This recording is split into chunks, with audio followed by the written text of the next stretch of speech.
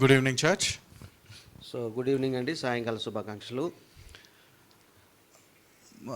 More than half of our human history believed that the entire universe was centered around Earth.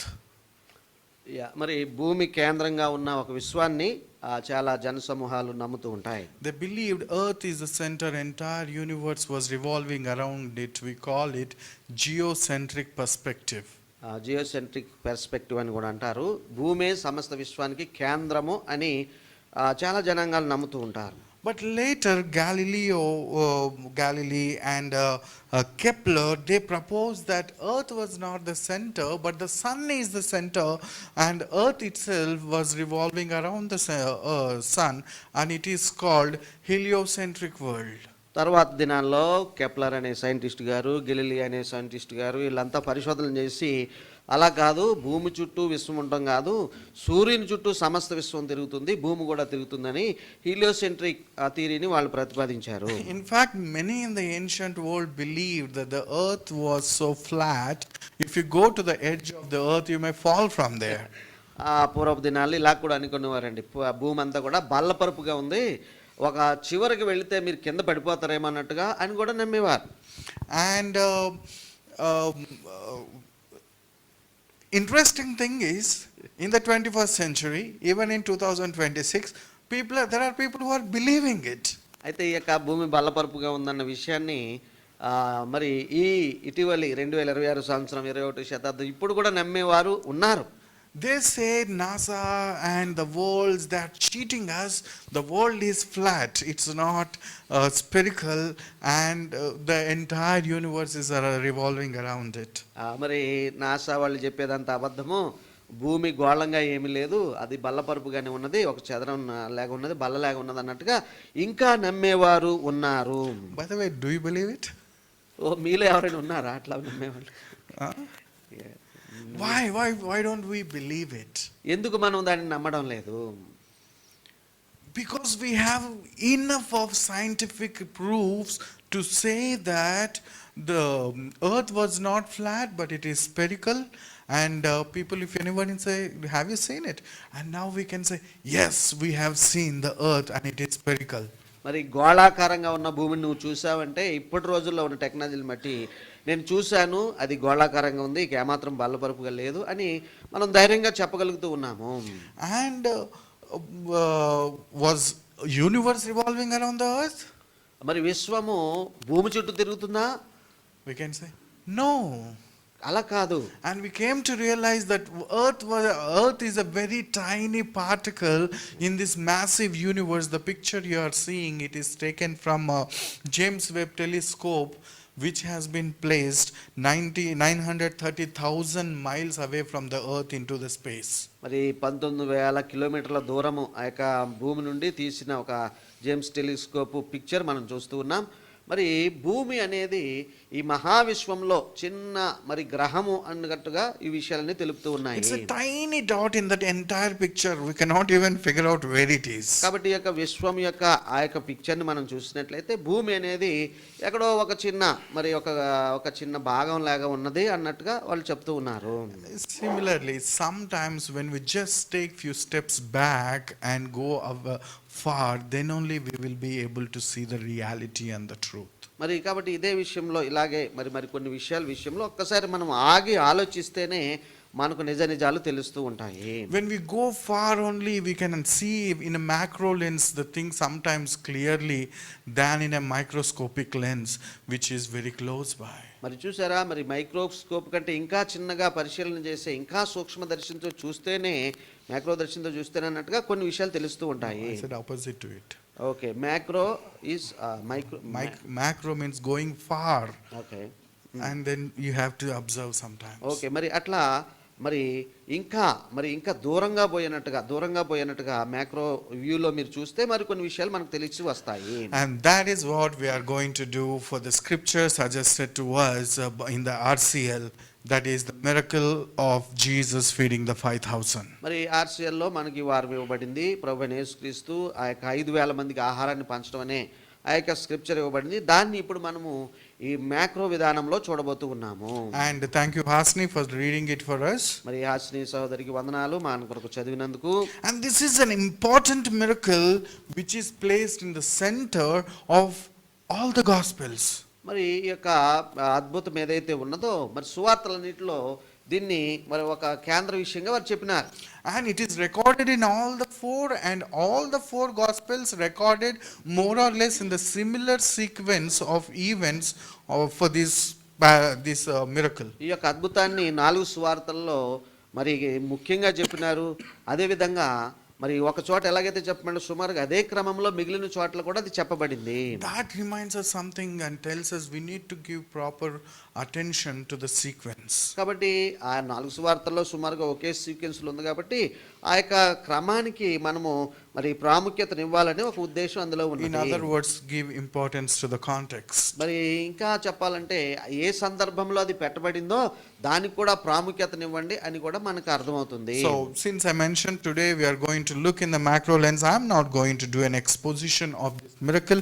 We heard enough about it. మరి కాబట్టి నేను macro లెన్స్లో దీన్ని చెప్తానని ముందే చెప్పిన కారణాన మరి ఎక్స్పోజిటరీగా కానీ నేను దాన్ని చెప్పడం లేదు. And Apostle John presents it not just as a miracle, but more than a miracle, and he calls it a sign. కాబట్టి ఒక సూచక క్రియ అని యోహాను అద్భుతాన్ని మించినది అన్నట్టుగా ఆయన చెప్తూ ఉన్నాడు. And let's look into it. మరి దానిని మనం చూస్తాము. The scripture portion read to us, it started from Matthew 14 verse 13 onwards. ఈ యొక్క మత్తయి సువార్త 14వ అధ్యాయము 13 నుండి మొదలుకొని మీరు చూసినట్లయితే, And in verse 13 it is written, when Jesus heard it, he departed from there by boat to a deserted place by himself. మరి 13వ వచనం ఇలాగ రాయబడి ఉన్నదండి. యేసు ఆ సంగతి విని ధోని ఎక్కి అక్కడి నుండి అరణ్య ప్రదేశానికి ఏకాంతంగా వెళ్ళాడు. What did Jesus hear? మరి ఆ వచనాన్ని బట్టి మనం ఆలోచన చేస్తే ఏం విన్నాడబ్బా యేసు ప్రభు? And he left the place and went into deserted place. మరి వెంటనే అక్కడ నుండి విడిచి ఏకాంతంగా ఎందుకు వెళ్ళిపోయాడు? That you will read in the first few verses of this chapter. When Jesus heard that John the Baptist was beheaded, మరి ఆ యొక్క ఎందుకు వెళ్ళాడు ఏమిటనే సంగతి మరి మొదటి ఆ యొక్క 14వ అధ్యాయం మొదటి వచనాల్లో మీరు చూస్తూ ఉంటారు. అక్కడ జరిగింది ఏంటంటే బాప్తిస్మిచ్చి యోహాను యొక్క తలగొట్టినారు. and this Herod's focus came on Jesus. మరి ఇక ఈ హేరోదు యొక్క తరుపది గురి అన్నట్టుగా యేసు మీదకి వచ్చింది. According to John, Herod wanted to see Jesus. మరి యోహాను చెప్పిన మాటలను బట్టి చూసినట్లయితే హేరోదుకి యేసును చూడాలని ఎంతో కోరిక. So Jesus' friend John was killed, and Herod's focus came on Jesus.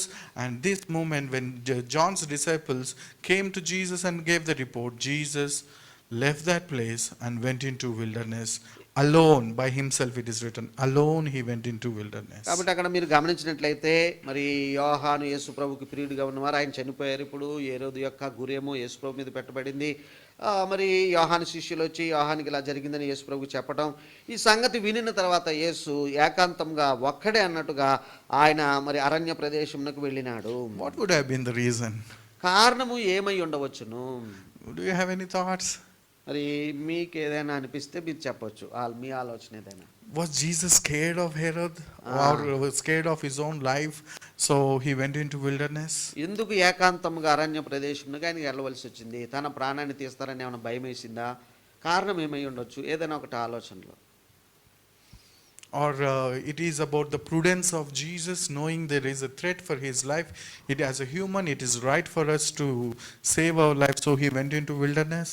ప్రభు తన జ్ఞానమును బట్టి ఇదిగో మరి యోహాన్ని తలగొట్టించాడు, ఇప్పుడు నా పని అయిపోతుందేమో, లేదంటే తర్వాత జ్ఞానముతో వ్యవహరించి ఆయన ఏమైనా దూరంగా వెళ్ళిపోయాడా? He needs to save his life. So మనుషులుగా మరి మనము తెలివి కలిగి అపాయాలు తప్పించుకుంటూ మరి జీవించాలి కదా అన్నట్టుగా. Or is it because Jesus' time has not yet come, as John says in several places? లేకపోతే యోహాను తన సువార్తలో ప్రభు యొక్కను గూర్చి చెప్తూ నా సమయం ఇంకనూ రాలేదు, నా సమయం ఇంకనూ రాలేదు అంటే ఆ కారణమును బట్టి ఆయన వెళ్ళాడా? Any thoughts? ఏమైనా ఆలోచనలు మీకు ఏమైనా? Why Jesus had to leave Galilee and go to wilderness? కాబట్టి ప్రభు ఇప్పుడు ఆ యొక్క మరి గలిలయ ఆ ప్రదేశాలు అన్నట్టుగా విడిచిపెట్టి ఏకాంతంగా అరణ్య ప్రదేశానికి ఎందుకు వెళ్ళవలసి వచ్చింది? he needs some space for himself. Detox. The modern day word. Okay, కొంచెం మనసు ప్రశాంతత కొరకు వెళ్ళారంటారా? Holy Spirit led him. Good. పరిశుద్ధాత్ముడు నడిపించారా? What would have been the reason behind it? ఇంకా yeah, To connect to God, okay? దేవునితో He was always in connection with God. Okay. However, I appreciate that. Any other? He wants to? That makes sense. Very interesting. So He might have యోహాను wanted మరణం నిమిత్తము దుఃఖపడడానికి వెళ్ళారా? Jewish people, they mourn not like us, locking ourselves inside a room. They mourn with crying, ashes, and so not eating, and so many things they have. Traditional mourning is there. Yeah, యూదుల మరి దుఃఖం సల్పే విధానములు వేరుగా ఉంటాయి. వారు గోనుబెట్టు కట్టుకొని బూడిద వేసుకొని అలా చేస్తూ ఉంటారు అనుకోండి. And definitely, Jesus was not afraid. He is God of the universe. He is not afraid of Herod. So we can strike it off. That is not a reason. భయంతో పారిపోయాడు అనుకున్నకు మాత్రం లేదు. ఎందుకంటే ప్రభువైన యేసుక్రీస్తు మరి దేవుడై ఉన్నాడు కాబట్టి ఆయన భయంతో పారిపోయాడని మాత్రం మనం చెప్పడానికి లేదు. Sometimes it sounds being prudent to save his life makes some good sense, or his time has not yet come, makes a good sense to us. మరి సమయం ఇంకా రాలేదు అనుకుని వెళ్ళాడా, లేదంటే మనుష్య రూపంలో ఉన్నాడు కాబట్టి జ్ఞానం అనుసరించి మరి అపాయం ఉన్నప్పుడు మరి తప్పు కావాలి కాబట్టి అట్లా జ్ఞానానుసారంగా ప్రుడెన్స్ను ఉపయోగించి వెళ్ళాడా? It makes sometimes sense to us. కొంతవరకు అది అర్థవంతంగా ఉన్నవి ఈ కారణాలు. But funniest thing is he doesn't want the limelight, he doesn't want the attention, and he goes into wilderness and he does a miracle where he feeds 5,000 people.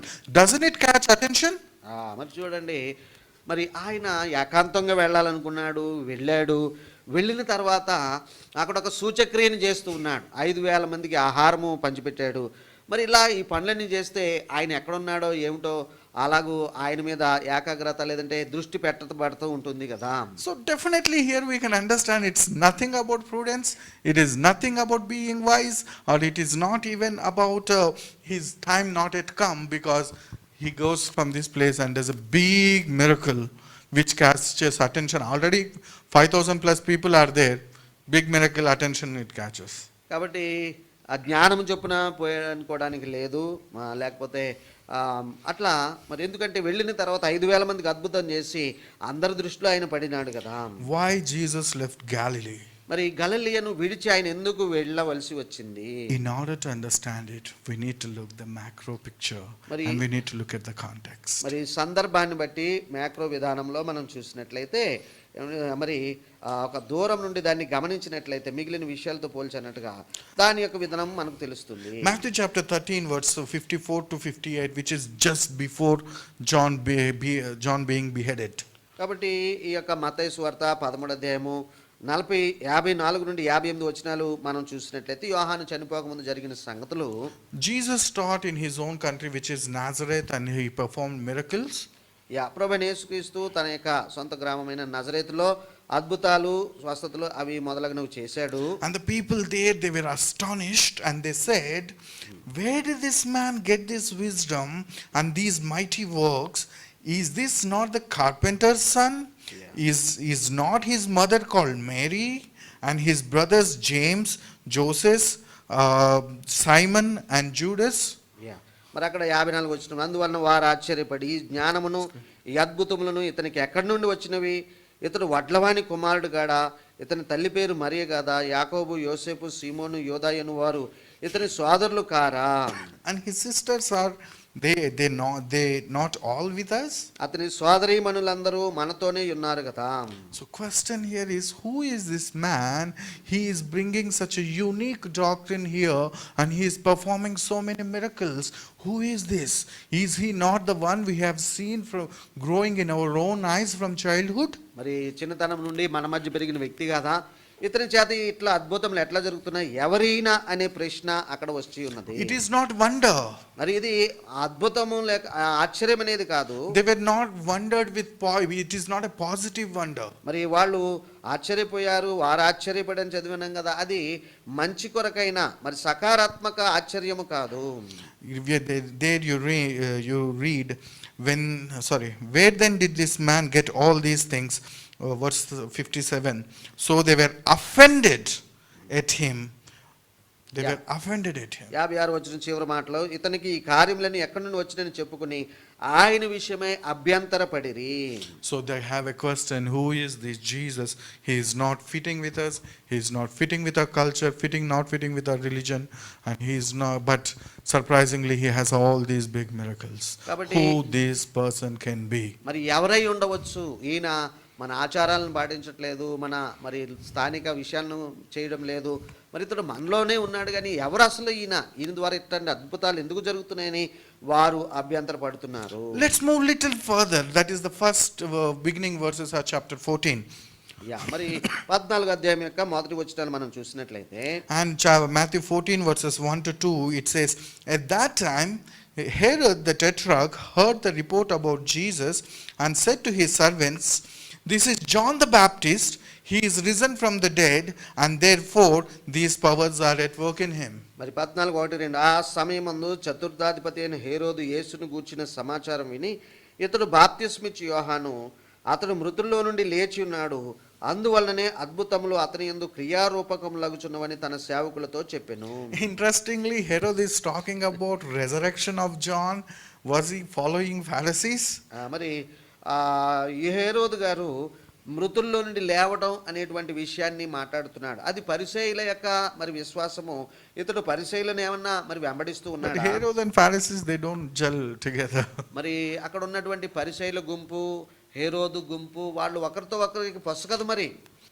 And John was teaching powerfully, but he never performed miracles. But Jesus was performing miracles also. మరి యోహాను గారేమో మరి బాగానే ప్రసంగాలు చేస్తూ ఉన్నాడు, కానీ అద్భుతాలు చేయలేదు.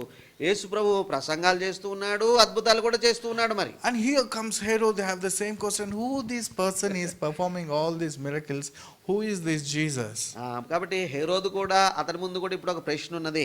ఈ యేసు ఎవరు? ఈ యేసు ఎవరు? ఇతరు అద్భుతాలు చేస్తున్నాడు ఏమిటి అనేటువంటి ప్రశ్న. I killed John just few days ago. మరి నేను యోహానుని ఇంతకు ముందే చంపించాను కదా కొన్ని దినాల క్రితం. Suddenly, who is this mighty person? మరి మరొకరు ఇక్కడ మరి రంగం మీదకి వచ్చారు, అద్భుతాలు చేస్తున్నారు. ఎవరు ఈయన? He could not understand. ఆయనకు అర్థం కాలేదు.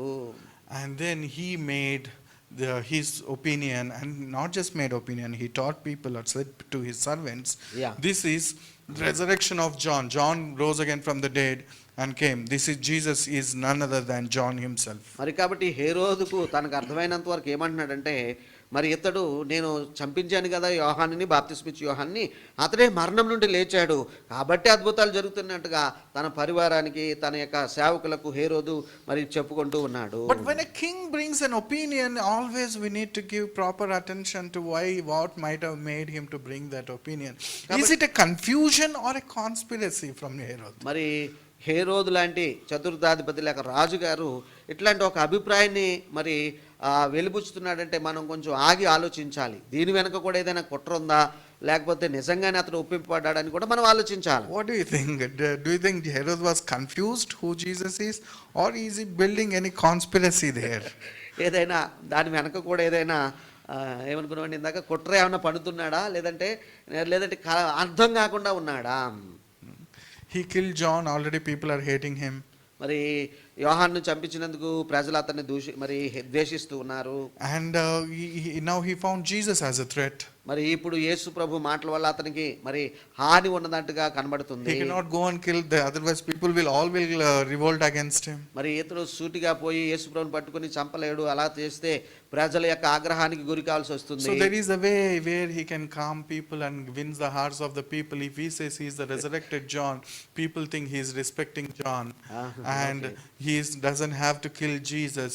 So he is just trying his best to take the situation into his control. మరి కాబట్టి అక్కడ రాజ్యంలో ఉన్న పరిస్థితులను తన స్వాధీనంలో ఉంచుకోవడానికి అన్నట్టుగా ఇప్పుడు పోయి ఇంకొకరిని మరి చంపించలేడు.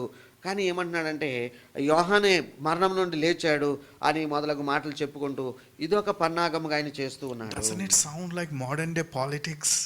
ఇది వింటుంటే ఈ మరి మన కాలంలో ఉన్నటువంటి మరి ఈ యొక్క రాజకీయ నాయకులు కొన్ని ఎత్తుకు పై ఎత్తులు వేస్తూ ఉంటారు కదా, అట్లా ఏమైనా అనిపిస్తుందా? Using all the media available. మరి जो दिखता है वही बिकता है, right? సో ఆ యొక్క మీడియాని కానీ మరి తనకున్న పరిస్థితులను కానీ వాళ్ళు అనుకున్న విధానంలో ప్రొజెక్ట్ చేసే ఆధునిక కాలపు మరి రాజకీయులుగా ఇతడు కనబడుతున్నాడు కదా. I feel it is a conspiracy. It is not just the opinion of Herod. He spread the opinion in such a way. We'll find it in Matthew chapter 16, verse 13 to 14. When Jesus asked the people, he came to Caesarea Philippi and asked his disciples, "Who do men say that I am, the Son of Man am?" So they said, "Some say John the Baptist, some Elijah, and others Jeremiah, or one of the other prophets." ఈ యొక్క Some said Yeah. John the Baptist. Where did it come from? చూడండి ఈ యొక్క హేరోదు గారు మరి చేసినటువంటి ఈ యొక్క ఆ ప్రోపగండ లేదంటే ఆ యొక్క ప్రచారము లేదంటే ఆ యొక్క కాన్స్పిరసీ ఎంతవరకు ఉందంటే అది బాగా ప్రజల్లో వ్యాప్తి చెందింది. ఇదే విషయాన్ని మనం ఎక్కడ చూడొచ్చు అంటే మత్తయి సువార్త 16:13లో యేసు పిలుపుదైన కైసరే ప్రాంతాలకు వచ్చి మనుష్య కుమారుడు ఎవడని జనులు చెప్పుకొంచున్నారని తన శిష్యులనగా వారు కొందరు బాప్తిస్మిచ్చు యోహాననియు, కొందరు ఏలియాయనియు, కొందరు ఇర్మియానియు లేక ప్రవక్తలు ఒకడనియు చెప్పుకొనుచున్నారని. చూసారండి, బాప్తిస్మిచ్చు యోహాను అయిన అని చాలా మరి ప్రజల్లో వ్యాప్తి చెందింది. So the people had the question who this Jesus is. కాబట్టి ప్రజలు కూడా మరి అసలు నిజానికి ఈయన ఎవరు, యేసు ఎవరు అని వాళ్ళు కూడా అనుకుంటూ ఉన్నారు. Herod brought his false propaganda, fake news in modern language, saying that Jesus is John resurrected. కాబట్టి యేసు అనే ఈయన నేను చంపించి వేసిన యోహానే తిరిగి లేచి ఉన్నాడు అనేటువంటి ఆ యొక్క అబద్ధపు విషయాన్ని మరి ప్రజలలో బాగా ప్రాచుర్యం చేయించినాడు. Let's look at one more thing, one more example, that is the disciples of John. మరి యోహాను శిష్యుల దగ్గర ఉన్న మరొక ఉదాహరణ మనం చూద్దాం. John's disciples came and reported Jesus actually. మరి నిజానికి ఈ యొక్క విషయాన్ని యోహాను చంపబడిన విషయాన్ని యేసు దగ్గరికి యోహాను శిష్యులు వచ్చి చెప్పిపోతారు. And not other people. John's disciples came and said, Herod killed our master and we buried him and we are coming to you. మరి కాబట్టి అక్కడ విషయం ఏంటంటే యోహానును హేరోదు చంపించినాడు. మరి కాబట్టి ఈ విషయాన్ని నేను మీకు తెలుపుతున్నామని మరెవరో కాదు కానీ యోహాను యొక్క శిష్యులే వచ్చి యేసు ప్రభుకి చెప్పి వెళ్తారు. You'll find it in Matthew 14 verse 12. మరి 12వ వచనంలో ఆ విషయాన్ని మనం చూస్తూ ఉంటాము. And so I don't want to read it. మరి అది 14:12లో ఉంది, కానీ నేను చదవడం లేదు. We know at the end of John's life while he was in the prison, and John had questions about, are you the one who is supposed to come or we have to wait for someone? యోహాను బంధించబడిన తర్వాత చెరసాలలో పెట్టారు కదా, ఆ చెరసాలలో ఉన్నప్పుడు అతనికి కూడా ప్రశ్నలు వచ్చినాయి. మరి రాబో వాడవు నీవేనా, లేక మరి ఒకరి కొరకు మేము కనిపెట్టుకుని ఉండాలా అనే ప్రశ్నలు యోహానుకు చెరసాల్లో ఉండగా కలిగాయి. In other words, he asked, are you the Messiah, the Son of God? మరి ఇంకో Or రకంగా anyone else are there? In other words, I have a question about who you are. మరి యోహానుకు కూడా ఒక మరో మాటలో చెప్పాలంటే నీవెవరవయ్యా, నీవు మెస్సయ్యవేనా అనేటువంటి ప్రశ్న యోహాను కూడా ఉండింది. And the disciples came to Jesus. And in fact, if you see the Gospels, after the death of John the Baptist, the Jesus following increased much more. మరి మీరు గమనించినట్లయితే యోహాను మరి ఇలాగూ మరి హతమార్చబడిన తర్వాత ఇక ప్రజలందరూ యేసు ప్రభువును వెంబడించడం ప్రారంభించారు. ఎక్కువ జన సమూహాలు ఆయనను వెంబడించినాయి. Now look, that is the background. So in that context, let us look at feeding the 5,000 miracle. అట్లాంటి మరి నేపథ్యము ఉన్న సందర్భంలో అట్లాంటి పరిస్థితుల మధ్య ఈ యొక్క 5,000 మందికి చేసిన ఆహారం అనే ఆ యొక్క సూచక్రియను మనం చూడాలి. When Jesus heard this, he left alone. Usually disciples follow him, but alone he went into wilderness. చూసారా, సర్వసాధారణంగా యేసు ప్రభు ఆయన శిష్యులు కలిసి ఎక్కడికైనా వెళ్తూ ఉంటారు. కానీ ఈ సందర్భంలో చూసినట్లయితే యేసు అక్కడే ఏకాంతముగా వెళ్ళాడని రాయబడి ఉన్నది. And when he went there again for 5,000 plus, only men are 5,000. I believe the group should be nearly 20,000. 20,000 people might have followed him, because usually ladies come for prayers more than men. And everywhere in the world, they are more devoted. So all this big group of people followed Jesus into wilderness. కాబట్టి అరణ్య ప్రదేశానికి ఆయన ఏకాంతంగా వెళ్ళినప్పుడు అక్కడ రాయబడిన సంగతి చాలా ఎక్కువ జనసమూహాలు మరి పట్నం నుండి ఆయన వెంట వెళ్ళిరి, అందులో వెంబడించిరి. అక్కడ 5,000 మంది పురుషులని లెక్క చెప్పబడింది. మరి స్త్రీలు కూడా ఉండినారు, పిల్లలు కూడా ఉండినారు. మొత్తానికి సుమారుగా ఒక 20,000 మంది ఉండినారేమో, ఎందుకంటే ప్రార్థనా కూటాలకు స్త్రీలు ఎక్కువగా వస్తుంటారు కదండి, ఆ సంగతిని బట్టి. And their disciples said, send them away because they must be hungry, and wilderness means dry, no food and all. It is very difficult. He asked them, we cannot feed them, so send them away. కాబట్టి అరణ్య ప్రదేశము, అక్కడ మరి ఆహారము దొరుకుట చాలా కష్టము.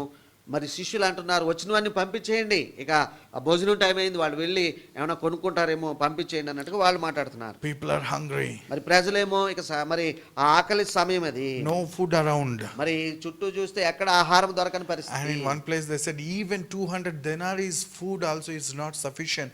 Such a big number of people are there. మరి Even if you go and give an order, to get the order we need at least 3 to 4 days. మరి కాబట్టి 200 ధ్యానముల రొట్టెలు తెచ్చినా కానీ వీళ్ళకి సరిపోవు, ఆర్డర్ తయారు చేయడానికి 2-3 రోజులు పడుతుంది, డబ్బులున్నా కానీ మనం పట్టుకొచ్చి పెట్టలేము అనేటువంటి పరిస్థితి. And that 200 denaries food is not enough just for them to eat a small piece. That's what the gospel says. మరి ఒక సువార్తలో రాయబడింది, 200 ధ్యానముల రొట్టెలైనా వీరికి సరిపోవు, అంత ఎక్కువ జనం ఉంటూ ఉన్నారు. Does it remind us anything? So ఈ విషయము చదువుతున్నప్పుడు లేదంటే వింటున్నప్పుడు మనకి ఏమైనా గుర్తుకు వస్తుందా? Feeding a big group of people in the wilderness. మరి అరణ్యంలో లెక్కలేనంత లేక లక్షల కొలది మందిని పోషించిన సంగతి మనకి ఏమైనా గుర్తుకు వస్తుందా?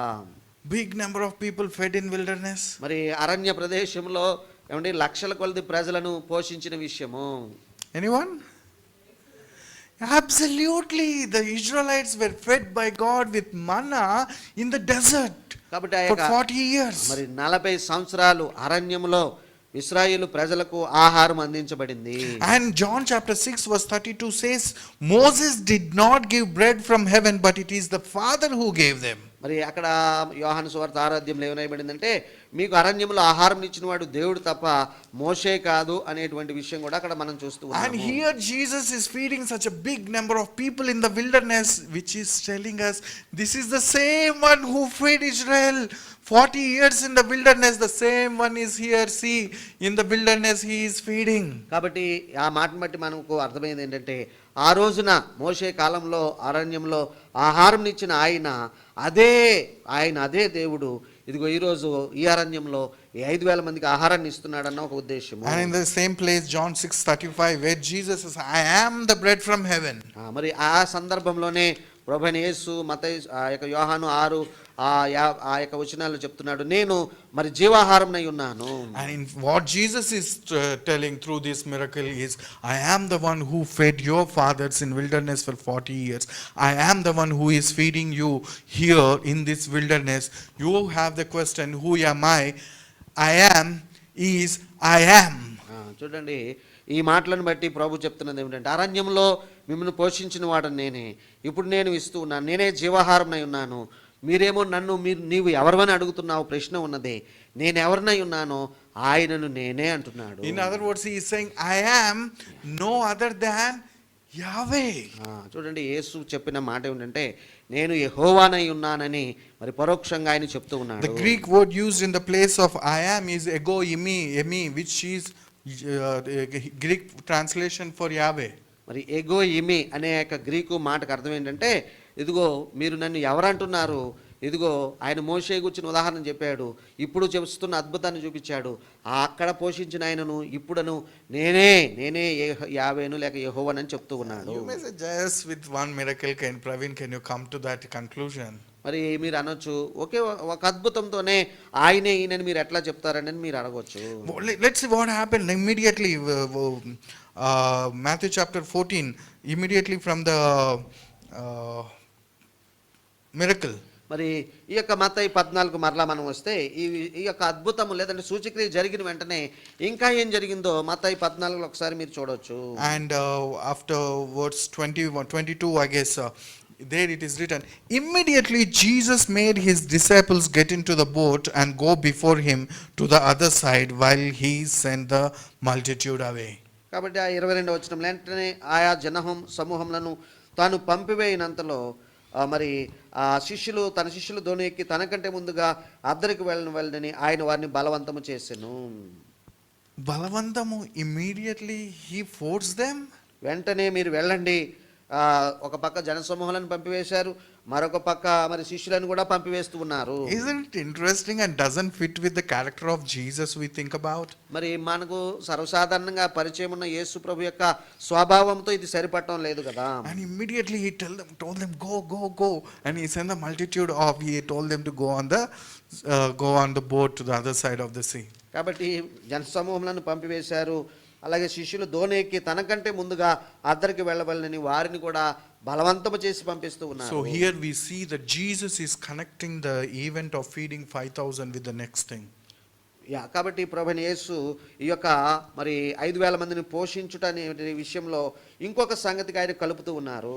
And you all know what happened when the disciples were going on the boat to the other side of the sea. కాబట్టి ఆ శిష్యులు అద్దరికి ప్రయాణం చేసిన సమయంలో ఆ దోణికు లేదంటే ఆ పడవకు ఏం సంభవించిందో లేక సముద్రం మీద ఏం సంభవించిందో మనందరం విని ఉన్నాము. A storm came. మరి ఒక తుఫాను వచ్చింది. And middle of the night, almost 3 in the morning, I guess. మరి తెల్లవారుజాము 3 గంటల సమయం అని నేను అనుకుంటూ ఉన్నాను. And I'm not dogmatic, I'm just thinking it's in the middle of the night. మరి ఆ యొక్క రాత్రి 4వ జామున ఇక్కడ రాయబడింది. అట్లాంటిది అర్ధరాత్రి సమయంలో అన్నట్టుగా. And they were struggling in the storm. మరి ఆ యొక్క తుఫాను మధ్యలో వారు ఇబ్బంది పడుతూ ఉన్నారు, బాధపడుతూ And ఉన్నారు. immediately as they were struggling, you see something miracle happening. Jesus was walking on the water. మరి ఆ యొక్క రాత్రి సమయంలో అన్నట్టుగా వారు తుఫానుతో పోరాడుతూ ఉండగా ఆ సముద్రం మీద ఒక అద్భుతము ఏమిటంటే ప్రభువైన యేసుక్రీస్తు వారి దగ్గరికి నడిచి వస్తూ ఉన్నాడు. All the storm is going on the sea. మరి సముద్రమేమో తుఫానేమో సముద్రం మీద ఉన్నది. He is walking on the sea, controlling all the natural forces. In fact, the great sea, nothing is bigger than a sea, isn't it? మరి మనందరం తెలిసినట్టుగా that sea is under his feet. కాబట్టి సముద్రంలో తుఫాను ఉన్నది. మనందరికీ తెలిసినట్టుగా సముద్రం చాలా శక్తివంతమైనది. కానీ ప్రభు దానిని కూడా తన నియంత్రణలోకి తెచ్చుకొని సముద్రం మీద ఆయన నడుచుకుంటూ వస్తూ ఉన్నాడు. Does it remind us something? మరి ఇది మనకేమైనా జ్ఞాపకం చేస్తుందా? In the night, on the sea, మరి రాత్రి సమయంలో సముద్రం మీద, and in the dark night, some pillar of cloud and pillar of light. మరి రాత్రి సమయము అగ్ని స్తంభము, మేఘ స్తంభం లాంటివి ఏదైనా గుర్తుకొస్తుందా? It is written in Exodus 14, the Israelites crossed the Red Sea in the night. మరి అక్కడ నిర్గమకాండంలో రాయబడి ఉంటుంది. ఆ రాత్రి సమయంలో అన్నట్టుగా ఇశ్రాయేలు ప్రజలు ఎర్ర సముద్రమును దాటి వెళ్ళారు. And the morning Egyptians were drowned. మరి ఉదయకాలానికి తెల్లవారేసరికి ఐగుప్తీయులందరూ ఆ ఎర్ర సముద్రంలో మునిగిపోయారు. Doesn't it connect? మరి ఇక్కడ సముద్రం మీద నడుచుట, మరి అక్కడ ఎర్ర సముద్రంలో వారు దాటిపోవుట ఏదైనా సంబంధం పడుతుందండి? Who is this over the sea? Who is this controlling the sea? మరి ఈ సముద్రం మీద నడుస్తూ దానిని కూడా తన స్వాధీనంలో పెట్టుకున్న ఈయన ఎవరై ఉన్నారు? And the disciples were scared, thinking this is good, this is a ghost. మరి అయితే ఇక్కడ మరి శిష్యులు భయపడినారు, భూతమని చెప్పుకొని భయము చేత కేకలు వేశారు. And immediately Jesus speaks in 14 verse 27. But immediately Jesus spoke to them saying, be of good cheer, this is ego eimi. మరలా 27వ వచనం. సో 27వ వచనంలో 14, 27 వెంటనే యేసు ధైర్యము తెచ్చుకునుడి, నేనే అని చెప్పినారు. Imagine somebody got stuck there, asked, who is this, and said, it's me. Can anybody relate to it? So it is not this kind of conversation where Jesus was telling, I am is I am. చూడండి, అలాగూ మనకు అనుభవమే కదండి. ఎవరండి మీరంటే నేనేనండి, నేనేనండి అంటారు కదా. అట్లా యేసు ప్రభు ఇక్కడ శిష్యులకు చెప్పుకుంటున్నాడు, నేనే అన్నట్టుగా చెప్పుకుంటున్నాడు. Jesus said, I am Yahweh. మరి ఇంకొక మాటలో చెప్పాలంటే నేను యెహోవాను అని చెప్తున్నారు. Everybody have this question, who this Jesus is. Here Jesus is telling, this is the I am who divided the Red Sea and brought the Israel out. This is the I am who fed Israelites in the wilderness. That same I am is amidst of you. మరి కాబట్టి ప్రజలందరేమో ఈయన ఎవరు అని ప్రశ్నలతో ఉన్న సందర్భంలో తన శిష్యులకు ఆయన బయలుపరుచుకుంటున్నది ఏమిటంటే, ఇదిగో అలనాడు అరణ్యంలో 40 సంవత్సరాలు పోషించిన వాడను నేనే, అలాగే ఎర్ర సముద్రమును పాయలు చేసి మిమ్మల్ని విడిపించిన వాడను నేనే, ఆయననే నేను అని ఆయన చెప్పుకుంటూ ఉన్నాడు. You may say, Praveen, just seeing miracles, can you say this is Yahweh? మరి మీరు అడగొచ్చు, పాస్టర్ గారు అద్భుతాలు చెప్పేసి మాకు ఆయనే ఈయనని మీరు చెప్తే ఎలాగండి అని మీరు అడగొచ్చు. This is not who I am saying it. It is the disciples who said it. In Matthew chapter 14 verse 33, after the storm is over, Peter incident is over, when Jesus came into the boat, then it is written, then those who were in the boat came and worshipped him, saying, truly you are the Son of God. మరి ఇది అద్భుతాలను బట్టి మనం చెప్పడం కాదు, కానీ వాక్యం చెప్తుంది. అంతకంటే ముఖ్యంగా శిష్యులు కూడా ఇదే మాటను చెప్తున్నారు. 33వ వచనంలో ఇది మాట రాయబడినది. యోహాను మత్తయి 14:33, అంతట దోణిలో నున్నవారు వచ్చి నీవు నిజముగా దేవుని కుమారుడు అని చెప్పి ఆయనకు మ్రొక్కిరి. Everybody have the question, who is this Jesus? The people in his place, Herod, the disciples of John, his own disciples, all have the question, who are you, Jesus? And here they learned that Jesus is none other than the I am. Jesus is the Son of God. Son of God to say, it is not like biological son. Son of God is to say the one with the same nature as God. In other words, God himself. దేవుని కుమారుడు, నీవే దేవుని కుమారుడు అంటే దేవుడై ఉన్నాడు అనేటువంటిది. అంతే తప్ప భౌతిక కుమారుడు అని కాదు, దేవునికి ఇంకొక కుమారుడు ఉన్నాడని కాదు. చూసారండి, మరి యేసు సొంత ఊరి వారు ఆయనను ఎవరనుకున్నారు? హేరోదు ఆయన ఎవరో తెలియలేదు. యోహాను శిష్యులకు ఆయన ఎవరో అర్థం కాలేదు, లేక అనుమానపడ్డారు. శిష్యులు కూడా ఈయన ఎవరు అనుకున్నారు. అక్కడ ఆయన బయలుపరుచుకున్నాడు, నేను నేనే అనేటువంటి సంగతిని. Because of this, in Matthew, right after one chapter, if you skip Matthew chapter 16, Jesus asks, who do people say that I am, or who do you say that I am? Simon Peter answers, you are Christ, the Son of you are the Son of God. That's what Peter confesses. తర్వాత 14వ అధ్యాయంలో ఈ సంగతి జరిగిపోతే 15వ అధ్యాయం దాటి 16వ అధ్యాయంలో చూస్తే యేసు మరొకసారి తన శిష్యుని అడుగుతున్నారు, నేను ఎవరినని జనసమూహాలు అనుకుంటున్నారు, లేదంటే మీరు అనుకుంటున్నారంటే పేతురు చెప్పిన సమాధానం ఏమిటంటే, అందుకు సీమోను పేతురు, నీవు సజీవుడవగు దేవుని కుమారుడైన క్రీస్తు అని చెప్పాను. Before that he mentioned, people think you are John the Baptist, Jeremiah, Elijah, so and so, and then Peter gives the answer, you revealed yourself to be the Son of God. And there Jesus says, flesh and blood did not reveal it to you, but my Father who is in heaven revealed. So this entire thing, it was done, happened to reveal who Jesus is, that Jesus is the I am. కాబట్టి ఉన్నవాడను అనేటువంటి I'm అనే ఆ యొక్క విషయాన్ని బయలుపరచుకోవడానికి ఇక్కడ చూస్తున్నాం. ఇందాక మనం చదివాం 16, 13లో వాళ్ళు కొందరు బాప్తిస్మిచ్చి యోహాను అనుకుంటున్నారు, ఏలే అనుకుంటున్నారు, కానీ పేతురుకు అది తెలియబడింది, సజీవుడకు దేవుని కుమారుడు అని. ప్రభు అన్న మాట ఏమిటంటే, పరలోకమందున నా తండ్రి ఈ సంగతి నీకు బయలుపరచను కానీ నరులు నీకు బయలుపరచలేదు అని చెప్తున్నారు. He is the same Son of God John proclaimed, identified as the Son of God.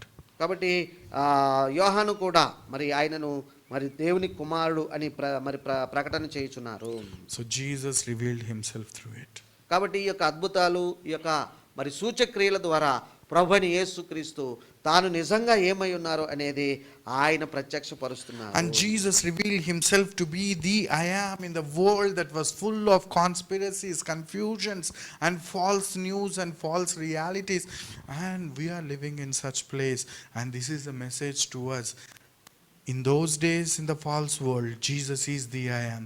In this world, never forget, the I am, Jesus, is with us in this world that was led by false realities. కాబట్టి చదవబడినట్టుగా ఆ రోజుల్లో ఆయన ఎవరు అనే అయోమయంలో వారు ఉన్నారు.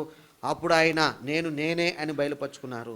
ఇటీవలి కాలంలో మనం కూడా ప్రభువైన యేసుక్రీస్తుని గురించి ఎన్నో మరి అనుమానాలు లాంటివి, లేదంటే అలా చెప్పడం ఇలా చెప్పడం వింటూ ఉన్నాము. ఈ రోజు కూడా ఆయన అదే ఆయామై ఉన్నారు, అదే ఆయాం మనతో ఉన్నారు. No matter the kings and leaders, what sort of falsehood they are spreading, in spite of amidst of all those, in first century with the Herod, even today, Jesus is the I am in our lives. కాబట్టి మన జీవితాలకు ఆయన తోడుగా ఉన్నారు, అయామై ఉన్నారు. ఏమండి, మరి ఇంతవరకు చూసినట్టుగా ఆ పాత నిబంధన ఉన్న దేవుడే అయి ఉన్నారు. హేరోదు లాంటి వారు ఉండొచ్చు, ఇంకొకరు ఉండొచ్చు, ఏవేవో మరి లేనిపోయినవి కల్పించి చెప్తూ ఉండొచ్చు. కానీ ఆయన ఎవరై ఉన్నారో ఇప్పటికీ అది ఆయన అయ్యున్నారు, ఆయన మనతో ఉన్నారు. The God who fed Israelites for 40 years in the wilderness where there was no food, the same God who fed 5,000 plus people in the New Testament in the first century, and the same God is here with us. If you are in any kind of desert, in your desert, He is there as your I am and your provider. మరి ఆ యొక్క ఇశ్రాయేలు ప్రజలను అరణ్యంలో 40 సంవత్సరాలు అద్భుత రీతిగా పోషించి వారిని నడిపించిన దేవుడు, కొత్త నిబంధనలో 5,000 మందికి అద్భుతంగా సూచక్రియ చేత ఆహారం పెట్టిన దేవుడు ఆ అయ్యాం. మన యొక్క ఎండిన పరిస్థితుల్లో, అరణ్యం లాంటి పరిస్థితుల్లో, మనకున్న కొదువలలో ఆయన ఇంకను సమకూర్చగలిగిన వాడుగానే ఉన్నాడు. I don't know, my brethren, what sort of struggles you are facing, what sort of sea is right in front of you, where you feel there is no way ahead for me. కాబట్టి మీరు ఎటువంటి పరిస్థితుల్లో ఉంటున్నారో మరి ఎదుర్కొంటున్నారో నాకైతే తెలియదు. మీకున్న సముద్రం ఏమిటో, మీకున్న అరణ్యం లాంటి పరిస్థితులు ఏమిటో నాకైతే తెలియదు కానీ I don't know what sort of stormy situation you are going through in the dark nights. మరి కాబట్టి ఆ రాత్రి సమయాలు అన్నట్టుగా అనుకోని సమయాలలో ఎటువంటి ఇబ్బందులు గుండా, ఆ యొక్క తుఫాన్ లాంటి పరిస్థితులు గుండా మీరు ప్రయాణం చేస్తున్నారో జీవిస్తున్నారో నాకు తెలియదు కానీ The God who divided the Red Sea and led these 6 lakh people safely through the Red Sea, and the God who walked on the sea and said everything is under my feet, and the same God He is telling you in your storm, I am the I am in your life. కాబట్టి ఆ యొక్క మరి చెలరేగుతున్న సముద్రమును పాయలు చేసి 6 లక్షల మందిని ఆవలికి, లేదంటే ఇశ్రాయేల్ అందరిని ఆవలికి చేర్చిన ఆయన, అద్భుతంగా అరణ్యంలో పోషించిన ఆయన, అంతకంటే ముఖ్యంగా ఆ యొక్క తుఫాను సముద్రంలో శిష్యులను కాపాడి ఇదిగో నేనే భయపడకుడని చెప్పిన ఆయన, నీ పరిస్థితులకు కూడా ఆయన నేనున్నానని చెప్తున్నాడు, సహాయం చేయగలవాడై ఉన్నాడు. That is what Jesus is revealing through this miracle. కాబట్టి ఈ యొక్క సూచక్రియ ఏదైతే ఉన్నదో మత్తయి 14లో మనం చదువుకున్నది, దీని ద్వారా ప్రభు మనకు చెప్పేది ఇదే. So what do we need to do? సరే, ఈ అన్ని చెప్పుకున్న తర్వాత మనము చేయాల్సిన పని ఏమిటి? One thing. ఒకటేనండి, Look unto Jesus. క్రీస్తు వైపు దృష్టి కేంద్రీకరించాలి. If you are confused with all the falsehood and not able to understand what's happening in your life and what's happening around us, మరి నీ let's జీవితంలో lift విషయాలు our eyes up and look unto Jesus. He is the I am even today. మరి అదే I'm, అదే నేను ఉన్నవాడననే ప్రభు ఇంకనూ ఉన్నాడు. ఆయన వైపు మన దృష్టిని కేంద్రీకరించాలి. మనకున్న కన్ఫ్యూజన్స్, మనకున్న మరి ఇబ్బందులు ఏమైనప్పటికీ ఆయన మీద దృష్టి కేంద్రీకరించాలి. If you feel you are deserted and helpless and all doors closed for your life and survival, look unto Jesus, because the I am, the bread from heaven, is with you in your desert as the I am. కాబట్టి నేను ఉన్నవాడనని చెప్పుకున్న ఆయన నీ యొక్క ఎండిన పరిస్థితి లాంటి దానికి, నీ యొక్క మరి అయోమయ పరిస్థితుల లాంటికి ఆయన మరి సహాయం చేయగలవాడై ఉన్నాడు. ఆయన వైపు చూడాలి. If you feel you are in chaos and nothing is in your favor and all things are out of control and you are helpless, look unto Jesus. He is the great I am. Everything is under His control, under His feet, and He is the same I am in your situation. మరి నీ యొక్క పరిస్థితులు మరి గందరగోళము, మరి chaos, అయోమయము అలాంటి ఉన్నప్పటికీ ఆయన ఇంకనూ అదే అయంగా ఉన్నాడు. ఆయన వైపు మనం చూడాలి. As He reveals Himself as the I am in our lives, మన జీవితాలలో నేను ఇంకనూ ఉన్నవాడను అని ఆయన బయలుపరుచుకుంటూ ఉండగా let's constantly look unto Him. ఆయన వైపు నిరంతరాయంగా మనం చూద్దాము. May the Lord grant His grace so that we may be able to experience this great I am in our lives. కాబట్టి ఆయన వైపు చూస్తూ ఆ యొక్క గొప్ప ఉన్నవాడననే ఆ యొక్క ఆయన తోడును మన జీవితాల్లో మనం అనుభవించుదుము గాక.